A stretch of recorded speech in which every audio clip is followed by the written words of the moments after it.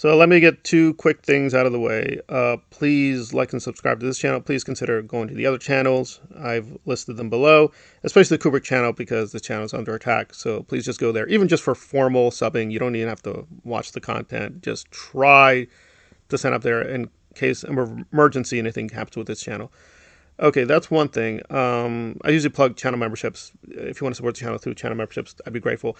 I just want to get to one explicit thing, which I'm going to put into the commentary, because I'm not really going to focus on the ZD case itself and Aaron. That is pretty short. I mean, basically what happened is Zero Dark Tony showed up for a hearing, right? People assume if you go to court, it's a full-blown trial. It's not a trial. He just went there for a hearing to get some information.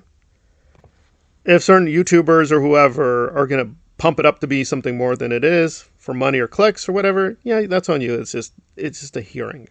So, of course, Aaron had to show up and be a jackass. So that's going to be the main focus. Although I will say that Nora's commentary was not very trustworthy and kind of misleading. Now, granted, she's not a legal expert, so there you go. You should always just go in with Nora when she gives her legal advice and be like not just one big question mark, but just lots of question marks and be like, okay, whatever. So the way I understood it, just to get rid of that, is that it's not the judge. The prosecutor argued that Zero Dark Tony should be held with a $500,000 bond. The judge is like, no, that's way too much. The judge did instruct Zero Dark Tony to be very careful on social media and any platform. And there we go. And he left. That's really the sum of it. It wasn't a trial. We'll have to see where that goes with, the redacted minor, as we're calling him, and Zero Dark Tony. That's all that happened. And Zero Dark Tony was there with his mother. And that's it. But Aaron being Aaron, he had to try to create an incident and kept dogging and pursuing Zero Dark Tony and his mother. Now, if Aaron wants to be, at least, quote, an aggressive reporter, that is allowed within the law. You're not supposed to be badgering or harassing people, which I think is what he did. However, if he just wants to ask Zero Dark Tony polemical questions, that's fine. Although, that's not really what he was doing. He was taking things out of context. Also, he's misdescribing what's happening. He's just going to say, the prosecutor said that, and how do you feel? That's not legally binding. I mean, prosecutors will, to put it mildly, mislead people. They just will. I mean, the point of the prosecutor is, wait for it, get a prosecution. This is actually a big dilemma with American law. The way prosecutors will pick up certain cases and ignore other cases. I mean, it is what it is. It's a political, financial dilemma. So, if there's a case there, we'll wait and see. But, okay, you're citing the prosecutor. That's not impressive. That is not technically legally relevant. But anyway, so he just kept badgering. And again, you couldn't really see it because it happened really quick. So apparently Zero Dark Tony did strike Aaron with a cane. And of course, Aaron did a video, and this is what I'm really going to focus on.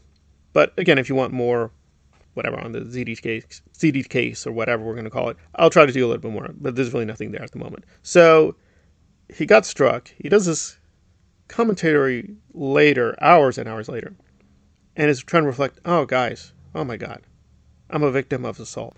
So for those who have not caught up, for Aaron to be like, I'm the victim again, is really grotesque. And I'm not going to spare Jenna, who apparently was in the background when all this was happening. So Jenna has gone full-blown evil for why I've already done a commentary on that, apparently beer and pizza. So that's very shocking and disappointing, but that's where Jenna is now. So this wasn't really the way he's pretending to be. It's just me being my First Amendment guys and a journalist, and I need to know the truth, and I'm getting to the truth. Only months ago on his channel, he was saying, guys, I don't want any more drama. I'm moving on. I'm going to focus on the Scientology, the Tom Cruise, and the Miscavige, and that's what I'm here for. That's what the channel does. Now, to get to Zero Dark Tony, and listen, I patiently looked through the video. I will look again. He tried to find some link between Dark Tony and Scientology via some alleged OSA, whatever, third-party front group. As far as I know, Aaron provided no real evidence. It was just a rumor, right? So now, right, to maintain consistency, says, oh, well, Zero Dark, he's working for the churches. Yeah, I'm still doing, let's be very clear of what is happening and what's not happening. And what Aaron is doing. So the channel is called Growing Up in Scientology. And to be honest and fair to him, yes, quite a few videos do devote themselves to that. But that's mainly past content. Really, that would describe the channel accurately, 4 or 5 years ago. But ever since the Danny Masterson case, and again, even before then, let's be brutal, it's clear what the real goal of the channel is. It's for Aaron to be Joe Rogan. That's clearly the intent of the channel. It's him trying to be this new online YouTube personality influencer. He just stops in and on Scientology here and there to mock them to, quote, gain credibility. But this is not a person who seriously wants to destroy Scientology, stop Scientology, or help Scientology victims. That's been shown over and over and over again. He's there to help himself. And if he wants to pat himself on the back, my SBT Foundation has helped so many. Aaron, that is not a thing. That is not a thing at all. Right? We can look throughout world history. Yeah, there are dictators who do whatever, superficial tricks for the masses. Right? They'll have a few hospitals, a few goodies, but at the end of the day, they are what they are. They're pretty vicious, evil people. Right? I mean, Pablo Escobar apparently was very generous with the poor in Colombia. That's a fact. He actually did quite a lot for the local communities. Was he doing it to help the poor? No. He was running an enormously destructive industry that was killing thousands and thousands of people. Now, Aaron is not on that scale of destruction, but hopefully people see the analogy. Just because you do a few favors here and there and help one or two people, and maybe he's really nice with kittens. Maybe he has a kitten at home and he's like, I take care of my kitten at home. Oh my God, so delicious. That does not excuse or justify this rampage you're doing at all. It's just what it is. It's just misdirection. So, how do I even respond here? So, he got struck. I just want to deal with the factual issue for this commentary. So, he's going on, oh, guys, and the cane. Oh, it wasn't one of these small, real canes. It's one of these. How would you know that?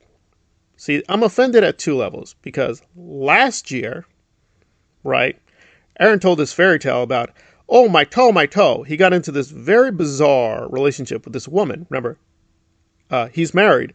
Okay, so he's committing adultery. And he says, oh, it was just this really odd situation in a hotel room. And this woman, she struck me. I was bleeding on my toe. It was really bad. Then what happens is we have videotape where he and this woman have an altercation. He's walking away just fine. Right? And he's telling me, oh, my toe is bleeding. Oh, my God. Do you have a hospital report? I do. If it was so bad, why didn't you get checked by the doctors? Did you get checked by the doctors? You were walking just fine. He just walked briskly away. So I'm not very impressed with his medical knowledge. Also, good or bad, yeah, I've had some experience with canes. I've had actually 2 canes. One cane broke, right? My own fault. I'll take ownership there. Now, the lighter cane, it's not too heavy, but it has a few pounds. Now, if Zero Dark Tony's mother has a cane that is especially light or whatever, well, why is that relevant? Why are you even talking? You make it sound as if, like, you know these things. You don't. I've been through 2 canes, differing weights. Canes have to have some weight. You're using that weight. And out of nowhere, he just says, oh, I don't think her arms got tired. My arms get tired. Like, why are you talking like you're an expert on canes? You have no real experience here. And he's laughing away saying, this is my second time with the canes, with Patrick Perry and that. Oh, yeah, well, maybe be truthful there, right? Now, I'm not excusing what Patrick did, because that was a very also weird altercation. However, and people were going crazy in the comment section. I can still remember saying, oh, you're lying. Aaron approached the guy. The guy was moving away. Aaron approached him. Right? Now, whether he had the right, legal right, whatever, Aaron made that choice, saying, you know what, I'm going to be a jackass. I'm going to step forward. Hey, you. Hey, let's have an interview. He clearly did not indicate at all he wants an interview. But for whatever reason, Aaron was like, hey, you're a guy with a cane and a dog. Hey, let me talk to you. He was going to Patrick. Patrick was not going to him. So it's just, beyond a certain point, just not a trustworthy guy. Pathological liar. Just has many, many issues. So you can have criticism of Zero Dark Tony, as I do, but him framing himself constantly as the victim, saying, guys, I'm just innocent Iranians looking for the truth, justice. I'm just an American journalist. That is not what's happening, right? If he wants to become a YouTube celebrity, whatever, have at it. It's the market. However, destroying people's lives in the process is not part of that bargain. It's not legal. It's not right. And you insinuating you're the victim in this process is insane. How are you the victim? Where is your victimhood? You weren't even a victim in Scientology. What is the big victimhood? It's not what people even think it is. Right? It's like, oh, he ignored all that. Like, really, if you look at his record, like, how is he traumatized in Scientology? You're going to be searching for empty air because there ain't nothing there. So he's just been a fraud for years and years. The fraud is just getting more and more crazy and stupid. But I'm not crazy and stupid, so I'm just going to be saying, yeah, when you're willing to tell the truth, I'm willing to do a commentary that's, willing to praise him. But so far, I'm getting empty because, what is this nonsense? It's just not going anywhere. Certainly, it's not going anywhere close to anti-Scientology. It is just what it is. It's just a fraud.